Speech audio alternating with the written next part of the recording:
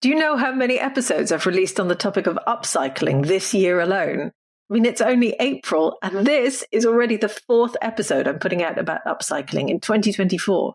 So you can see that this is a topic that I think we should all be talking about. Because upcycling is exciting. This is part of the reason why I keep coming back to it. As I mentioned in a previous episode, we apparently waste 1/3 of the world's food. 1/3! Just try and picture how much that is. So just imagine how we could use that waste to formulate and package our beauty products. I think upcycling is a huge part of the future of sustainable beauty. Just imagine being able to combine food and cosmetics in such a way that everyone benefits. It's a win-win scenario for businesses, for shoppers, and most importantly for the environment. So today's guest firmly agrees with that statement and runs a company that sells active ingredients, all of which have been upcycled from waste streams. So if you want to hear exactly how one company is turning local waste into ingredients that can go on your face or hair, you're really going to enjoy this episode.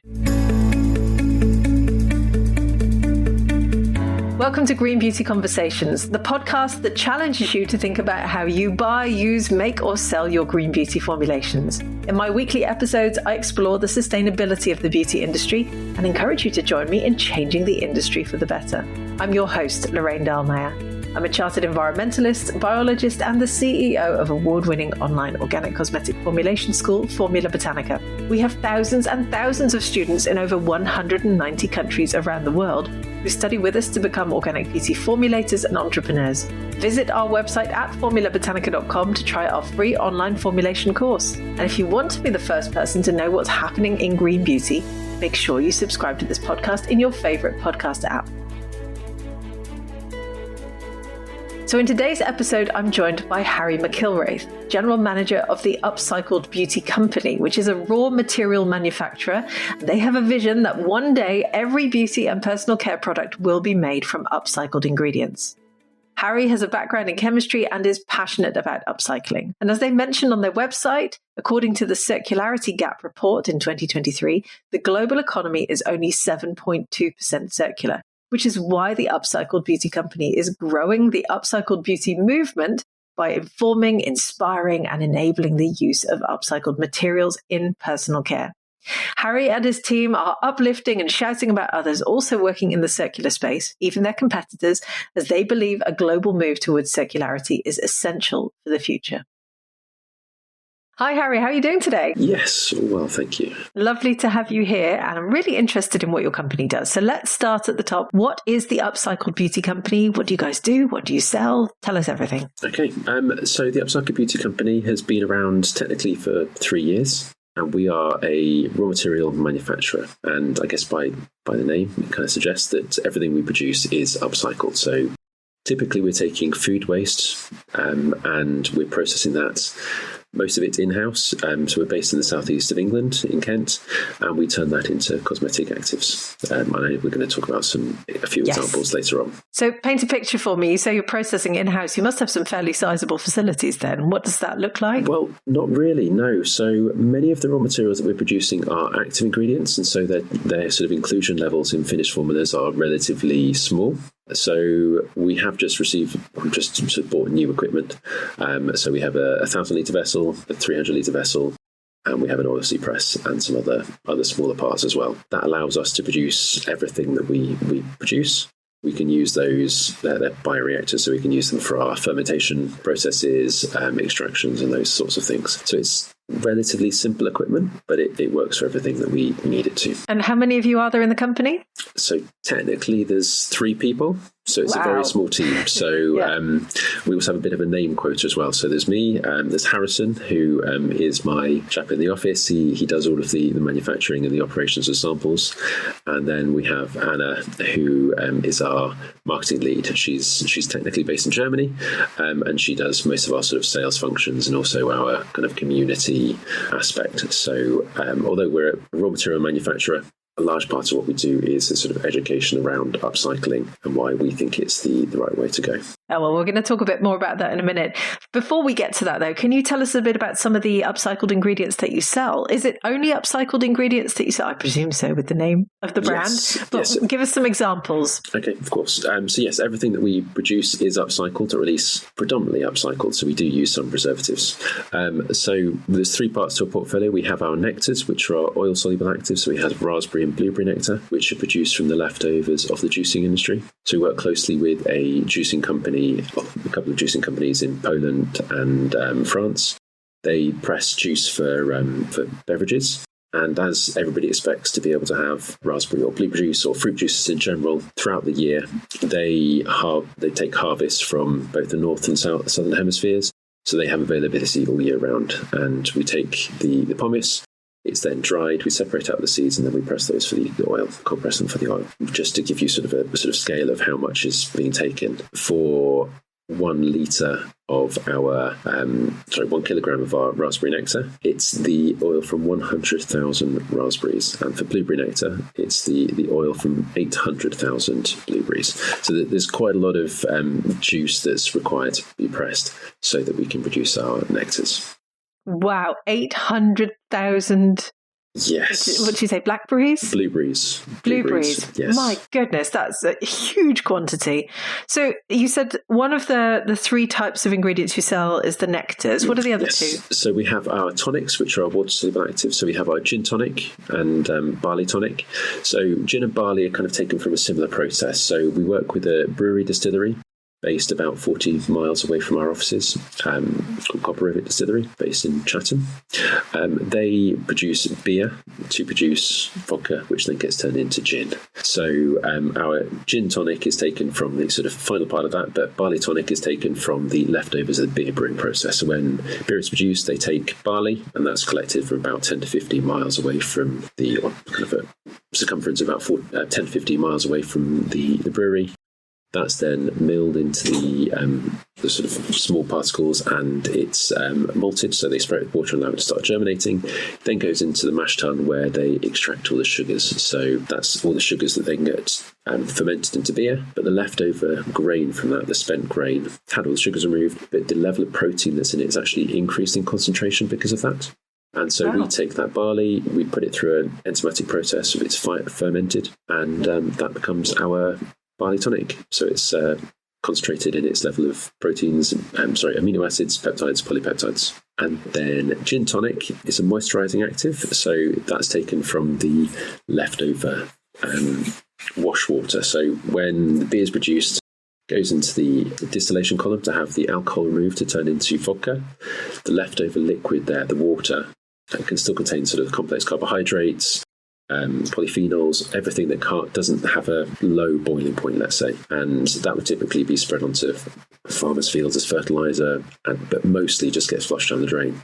The brewery distillery we were working with, or have worked with, they can be producing sort of 10 tons a day of that, and because there's so little value to it, it is just typically flushed down the drain. So that's the nectars, the tonics. What's the third one? I would say lastly in our tonics we have our Faber tonic. So that's our newest hairstyling active. So that's taken from the leftovers of hummus production. So when chickpeas boiled to produce hummus, the liquid aquafaba, after that process, we process it, and that's turned into a hairstyling active.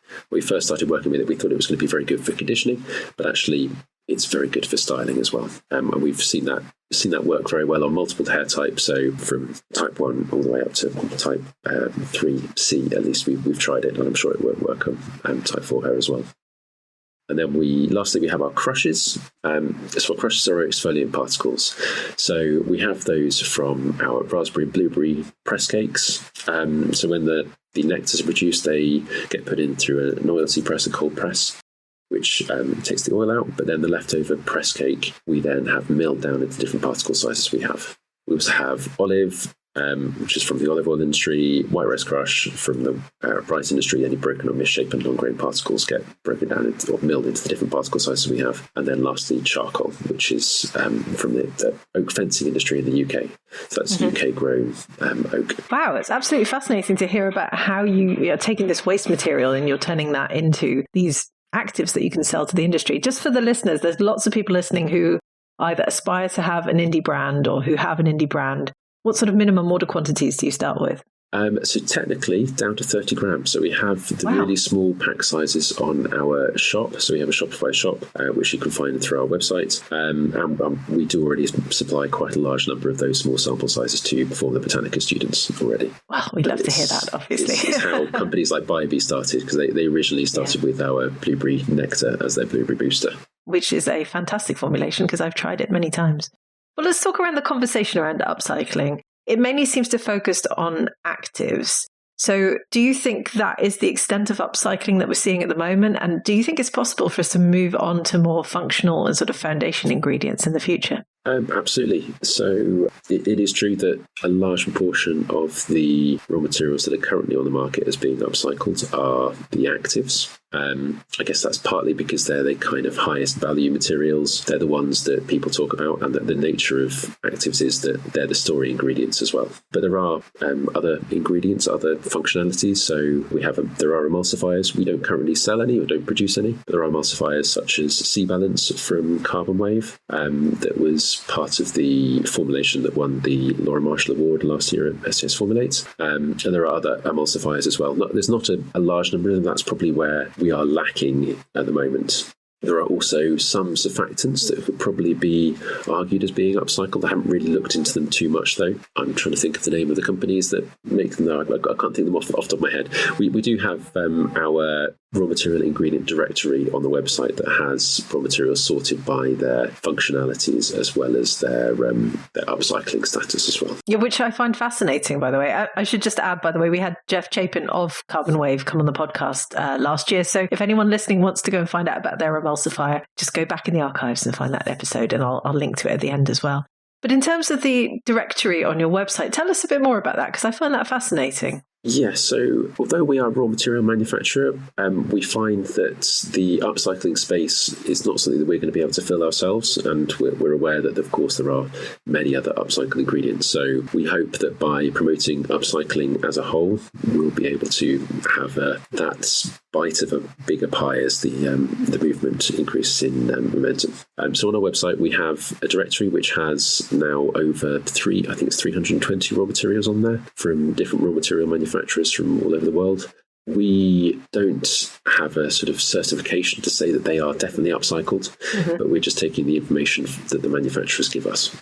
We have a definition which we have on there as well, that we ask the raw material manufacturers to say that the raw materials do fit to, they do adhere to. So yes, that's where we are. And that they're also sorted by the sort of level of upcycling, whether they're partially upcycled, fully upcycled, or even upcycled certified as well. Oh, wow. Well, that's a fantastic tool for people out there, formulators, indie brand owners who want to start or want to create a formulation that's predominantly based on upcycled materials, because you then have tried to capture all of the upcycled materials in the world, regardless of whether you stock them or make them. Yes. To make that publicly accessible. Why have you done that? Well, as I said, we're hoping to build the movement to upcycled ingredients. It's kind of a common sense approach that we should be able to use upcycled ingredients wherever possible.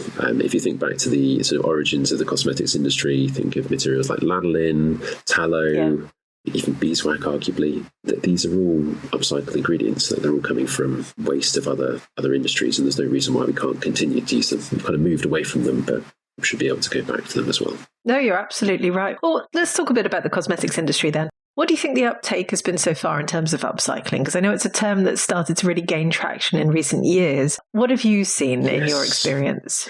Well, my sort of origins of upcycling were back in the days when I was formulating in sort of 2012, 2013, when I was formulating for Marks & Spencer's, a UK brand, and they were taking grape pomace from their own red wine production from Chapeldown in Kent, and that was being then processed to be concentrated into resveratrol, a grape resveratrol extract that was going into their pure grape range that then became super grape, and now I think it's referred to as their natural radiance range. So that's sort of 11 years ago or so. But when it comes to upcycling, there's been lots of raw materials that have been upcycled for many years.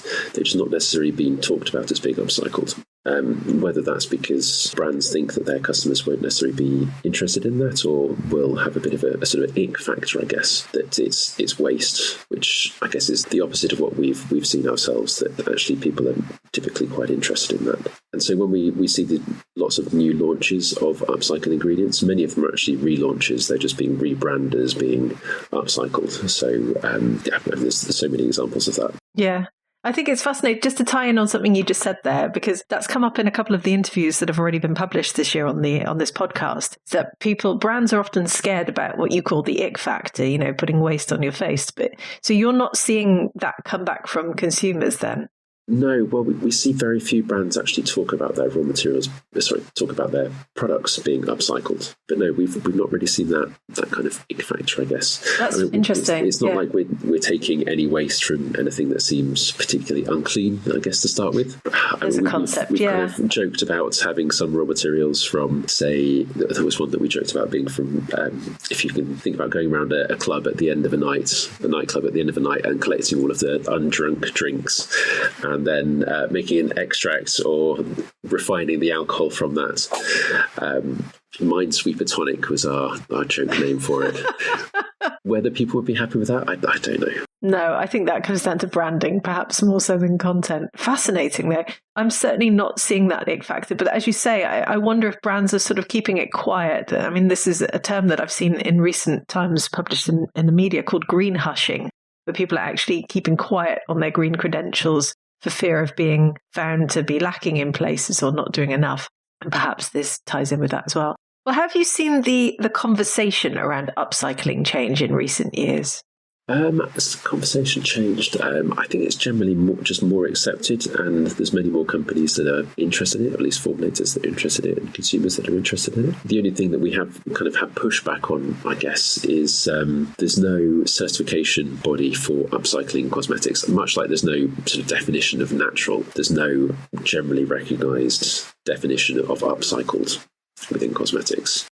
When we've been then speaking to other manufacturers, everybody's kind of got their own definition. Not all of them are as robust as each other. No, I can believe that. Well, you alluded to that at the beginning. You said partially upcycled, fully upcycled, certified. What are the differences between those things? So the only certification that we have found, at least so far, with regards to upcycling is from the Upcycled Food Association. So this is a US organisation that was originally started as a kind of Slack network to put food producers and food manufacturers in contact with each other so that they could try and use each other's waste and to minimise any sort of waste. That then became a certification body where they were saying that this product is definitely from food waste one way or another, which is great. And we have a few products that are certified by the Upcycled Food Association. The only downside is that it is specifically for food. So we have most of our range, but then things like our charcoal crush can't be certified because that's from forestry waste. And so that's where we say upcycled certified. So on our ingredient directory, for instance, we have a tick box for upcycled certified. We are looking at having our own certification in the longer term. So it's something we might be talking about at In Cosmetics Global this year. Yeah, fascinating concept. I do wonder if we need another certification scheme. I feel the beauty industry is sort of drowning in them. And I think that new indie brand founders are probably sat there going, which one do I go for? So absolutely. I can see the logic, though, in wanting that transparency, the verification of the fact that someone's actually doing what they say they do. That's it. I don't know what the uptake of that would be. That's an interesting concept. There are a lot of different certifications. I mean, as a raw material ingredient manufacturer, I know how much we spend on each one of these different certifications annually, and it's exorbitant. And yes, having yet another one feels like it should be unnecessary. But because there's no recognised definition in the same way that there's no recognised definition of natural, it's something that we're almost forced to do, but on our own backs. What do you think the vision could be for the beauty industry when it comes to upcycling? Well, very much our company vision is that one day every product that's on the shelf is going to be upcycled, so manufactured with and also packaged in upcycled ingredients. So you can imagine going into a supermarket or drugstore or pharmacy in the longer term, and everything on the shelf is packaged in, and all the raw materials are upcycled. Amazing. What a vision to have. And wouldn't that be incredible? So I guess the question I have off the back of that is there enough waste from food in particular or other sources for us to achieve that? Oh, yes. There is. The food industry is many multiples of the time of the size of the cosmetics industry. So going back to the sort of blueberry and raspberry example, when they're to press 1 ton of the blueberry juice, for instance, or maybe it's 1.2 tons of the blueberry juice, that's enough for us to then produce 100 kilos of our raspberry nectar. Blueberry nectar, sorry. So they are producing many tons more than we could possibly take. For the gin tonic example, they're producing 10,000 litres of this waste per day. Wow. That's a relatively small distillery. We were working with Adams, who are considerably bigger, and I think they were producing 8,000 litres an hour when they're running their distillery of this waste. So we're looking at many multiples of what we could possibly take. We're taking just a drop in the ocean. Wow. So when you approach these food producers or other producers who have these waste streams, are you seeing that their waste streams are becoming more of a hot commodity now? For some of them, I guess they could eventually become that. The difficulty for us is that when we first start developing a raw material and we're speaking to those sort of companies asking for their waste, they're seeing us as almost a little tiny annoyance that we're saying we want 5 kilos now, and we might get back in contact with them in 9 months' time when we've done some raw material development. And then we might need 25 kilos. And then in another 18 months, when we start having some customer orders coming in, we might be wanting 100 kilos, 500 kilos, those sorts of things. It may get to the point where they're not going to have enough waste to supply us. But I think that would be a long way down the line. Yeah, fair enough. And fascinating what we could achieve with that in the beauty industry. What's one final question? Where would you like the Upcycled Beauty Company to be in a few years' time? What's the big plan? Big plan. Well, I mean, we want to keep growing in size. So we're signing up distributors globally to hopefully have global coverage for selling for our raw materials. We want to be at the point where we have kind of outgrown our current location or have our own kind of custom-built factory. So we're producing constantly. And I mean, that's it. It's really just a growth from the raw material side of things. We'd like to have, possibly depends on whether we have our certification scheme set up or whether it is simply just a recognised definition that we're working to and others are able to work to as well. And also more partnerships with other raw material manufacturers. So we realise we're not going to be the only ones in this space. We're very happy to work with other raw material manufacturers. Exciting times ahead for the Upcycled Beauty Company. If any of our listeners want to learn more about the company, the ingredients you sell, want to come and buy from you, how can they do that? So they can come and speak to us directly. So our sort of contact email address is hello@upcycledbeauty.com. They can also get in contact with us on our LinkedIn. That's probably the best place to follow us. That's where we have all of our updates weekly. We talk about our raw materials, competitors' raw materials, and everything that's happening within sort of upcycling and zero-waste beauty. Or they can follow us on Instagram as well. And yes, that's probably the best place. Excellent. We will include all of those links in the show notes. So please do go and check out the Upcycled Beauty Company. Thank you so much for joining me today. It's been lovely chatting to you, and I can't wait to see what unfolds for the company moving forwards. Well, thank you very much. Thanks for having me. Thanks. Bye. I would love to hear your thoughts on this episode. Are you seeing more upcycled ingredients on the market? And which ones would you most like to try in your formulations or your skincare? Tell me what you think. Leave us a comment on our social channels, as both the Formula Botanica team and I love hearing from you. And if you want to hear more about some of the topics we've covered, please do delve back into the podcast archives. Go and listen to episode 181, in which I interviewed Jeff Chapin of Carbon Wave. You heard us talking about their upcycled emulsifier in the interview I just did with Harry. Or episode 201, a couple of months ago, when I spoke with Terence Chung of Froo Skincare, who uses upcycled ingredients in the beauty products that they make and sell. There's a wealth of information in our old episodes, and I do encourage you to go back and listen to them. Thank you for joining Harry and I today for this latest episode of Green Beauty Conversations. I really hope you enjoyed it.